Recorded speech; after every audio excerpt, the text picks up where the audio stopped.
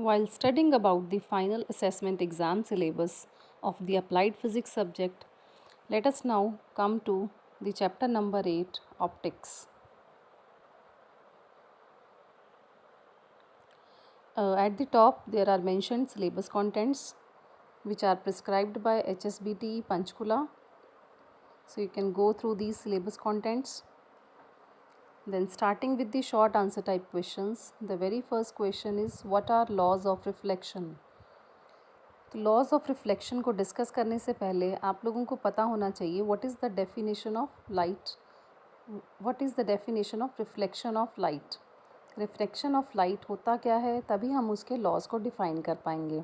तो सबसे पहले मैंने यहाँ पे रिफ्लेक्शन ऑफ लाइट को डिफ़ाइन किया है। Reflection is the bouncing back of light at N interface between two different media. अगर हम एक इंटरफेस कंसिडर करते हैं जो दो मीडिया को डिफ्रेंशिएट कर रही है और लाइट को अगर हम उस मीडिया के इंटरफेस पे फॉल करवा रहे हैं और उस इंटरफेस से लाइट जो है वो बाउंस होके बैक वापस आ जाती है, तो इस फिनोमिना को हम क्या बोल रहे हैं, रिफ्लेक्शन ऑफ लाइट। तो सिंपली रिफ्लेक्शन ऑफ लाइट की एग्जांपल अगर हमें सिंपल शब्दों में डिफ़ाइन करनी हो बेटा, तो मिरर आप सब लोगों ने देखा है। मिरर में जब हम अपने आप को देखते हैं तो हमें अपना प्रतिबिंब नज़र आता है, यानी जो भी लाइट रेडिएशन हमसे फॉल होके मिरर के सरफेस पे जा रही हैं वो रिफ़्लेक्ट बैक होके हमें उस पर हमारी इमेज नज़र आ रही है। तो इस फिनोमिना को हम क्या बोल रहे हैं, रिफ्लेक्शन ऑफ लाइट।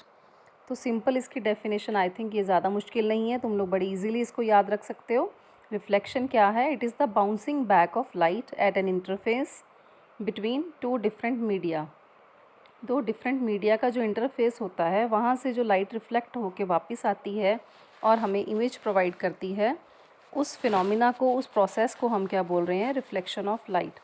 यहाँ पे तुम लोग दो रेडिएशंस देख रहे हो, P O and O Q. P O जो है वो इंसिडेंट रेडिएशन है जो मिरर के ऊपर फॉल कर रही है, उसके बाद ओ पॉइंट के ऊपर वो रिफ्लेक्ट बैक होके वापस आ रही है विद द रे ओ क्यू। और इन दोनों के सेंटर में हम लोगों ने ये नॉर्मल ड्रॉ किया है। नॉर्मल क्या होता है, ये जो नॉर्मल आप लोग देख रहे हो बेटा, ये नॉर्मल क्या है, बेसिकली ये इस सरफेस के ऊपर, इस सरफेस के ऊपर जो हम परपेंडिकुलर ड्रॉ कर रहे हैं ओ से, ओ पॉइंट से जो हम परपेंडिकुलर ड्रॉ कर रहे हैं इस सरफेस के ऊपर, that perpendicular is known as normal.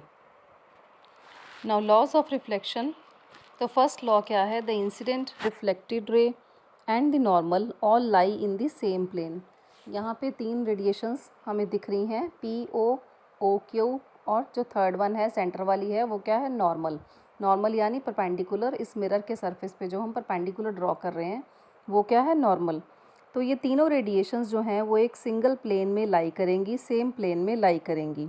This is the first law of reflection. Then second law क्या है, the angle between the incident ray and the normal is the same as the angle between the reflected ray and the normal, यानी जो theta i angle है is equal to theta r. तो ये जो angle आप लोग देख रहे हो बेटा, थीटा आई है, this is angle theta R. Theta I जो होता है इसको बोलते हैं इंसिडेंट एंगल, और थीटा आर इसको क्या बोलते हैं, एंगल ऑफ रिफ्लेक्शन या रिफ्लेक्टेड रे एंगल। तो ये दोनों angle in case of reflection, reflection process के उसमें केस में ये दोनों एंगल्स जो हैं वो सेम होते हैं। तो this is the second law of reflection. I think ये दोनों लॉज बहुत ज़्यादा इजी हैं और इसको याद करने में आपको कोई डिफ़िकल्टी नहीं होगी। इसके बाद हम आते हैं question number 2, state laws of refraction. अब पहले हमने रिफ्लेक्शन डिफ़ाइन किया था, अब यहाँ पे क्या है, रिफ्रैक्शन। स्पेलिंग्स को आप लोग ज़रा ध्यान से देखना, वहाँ पे एल था, यहाँ पे बीच में आर है, रिफ्रैक्शन। तो इसके लॉज को डिफ़ाइन करने से पहले हम इसकी डेफिनेशन पे आ रहे हैं। Refraction of light, the phenomena of bending of light rays from their original path while passing from one medium to another is called reflection. तो जब लाइट रेज बेटा एक मीडियम से दूसरे मीडियम में ट्रैवल करती हैं, तो ट्रैवल करते हुए लाइट जनरली क्या होती है, बेंड हो जाती है। अब वो बेंड टुवर्ड्स नॉर्मल हो सकती है या अवे फ्रॉम नॉर्मल हो सकती है, वो डिपेंड करेगा कि मीडियम जो हम देख रहे हैं, जिस मीडियम से लाइट जिस मीडियम में जा रही है, क्या वो मीडियम पहले वाले मीडियम से डेंसर है या रेयरर है। डेंसर मतलब उसकी डेंसिटी, उस मीडियम की डेंसिटी ज़्यादा है या कम है। Simply phenomena of bending of light, but ये ज़रूर है कि जब भी एक मीडियम से दूसरे मीडियम में लाइट जाएगी तो वो बेंड होएगी, चाहे वो अवे हो चाहे वो टुवर्ड्स नॉर्मल बेंड हो। तो अपने ओरिजिनल पाथ से जब लाइट बेंड हो जाती है, जब वो एक मीडियम से दूसरे मीडियम में एंटर करती है, तो उस प्रोसेस को, उस फिनोमिना को हम क्या बोलते हैं? Refraction of light. तो अब रिफ्रैक्शन ऑफ लाइट के जो लॉज हैं, वो इसमें फर्स्ट लॉ बिल्कुल एग्जैक्टली सेम है जो लॉ ऑफ रिफ्लेक्शन वाला है। The incident ray, refracted ray and the normal all lie in the same plane. तो फर्स्ट वाला लॉ बिल्कुल सेम है, ये दोनों के केस में सेम रहेगा। That will be easy for you to remember. Then second law क्या है? The ratio of sine of incident angle θ1 to the sine of refracted angle is a constant for that pair of medium.